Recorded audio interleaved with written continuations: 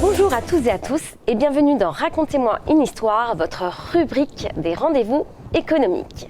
Alors aujourd'hui, nous avons le plaisir d'accueillir Sandra Buffard. Alors je suis Sandra Buffard, écrivain public, biographe. J'accompagne les particuliers et les professionnels dans leurs différents travaux d'écriture. Alors avant, j'étais assistante administrative.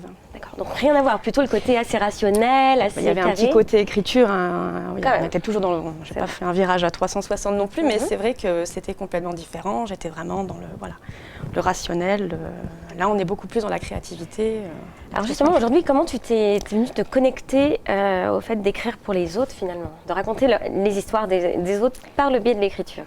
Alors j'ai toujours aimé écouter des histoires, en particulier celle de mon grand-père qui était militaire et donc qui a fait sa carrière dans la marine nationale et qui nous fascinait, mon frère, moi, ma sœur, à nous raconter même les choses les plus terribles de manière toujours assez légère. Justement, je crois que tu en as fait une biographie. Alors il a écrit ses mémoires effectivement avant de tomber malade, donc il a laissé une trace écrite pour sa famille, ses petits-enfants.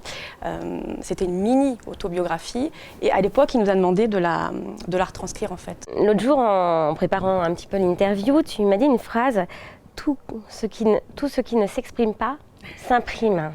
Est-ce que tu veux nous en dire un peu plus? Oui, tout à fait. Alors, on passe tous par des phases plus ou moins difficiles. Moi, à un moment donné de ma vie, j'ai eu besoin effectivement de passer par l'écriture thérapeutique pour pouvoir libérer des blessures, des poids, pour pouvoir effectivement poser sur le papier des choses qui pouvaient être douloureuses, qui me faisaient souffrir, tout simplement.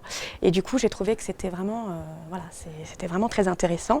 Et donc, tout ce qui ne s'exprime pas s'imprime dans le corps. Moi, je trouvais plus intéressant de l'imprimer sur le papier. J'ai des clients, des clientes qui, effectivement, veulent raconter leur histoire.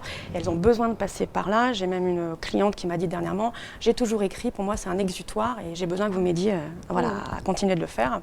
Effectivement, il y a des prises de conscience qui se font au fur et à mesure, mais le travail vient des clients. Si tu avais un message à passer pour résumer ce que tu viens de nous dire, ce serait quoi? Et si vous avez une envie, un rêve, quelque chose qui vous tient à cœur, vous vous dites, moi je me suis dit au départ, ça va pas être pour moi, c'est pas possible. Oui, écrivain public, biographe, oui, c'est pour les autres.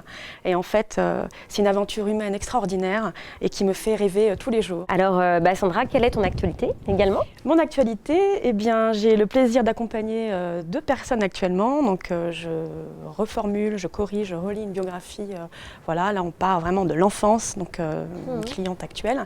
Et puis, une deuxième personne qui m'a fait confiance dernièrement, à qui j'ai proposé, parce que j'ai trouvé son parcours très inspirant, d'être accompagnée par moi. Alors là, tu attires ma curiosité. Je vais quand même reposer une petite question. Est-ce que justement, tu as besoin de te connecter aux gens un minimum, à leur histoire, pour pouvoir retracer le plus fidèlement possible, en fonction de ton filtre à toi aussi?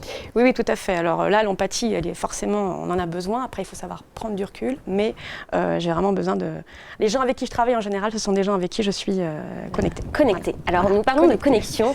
Eh bien, merci beaucoup pour cette connexion au rendez-vous économique. Merci à toi. Et à tous les spectateurs. Merci Sandra. Merci. Bravo.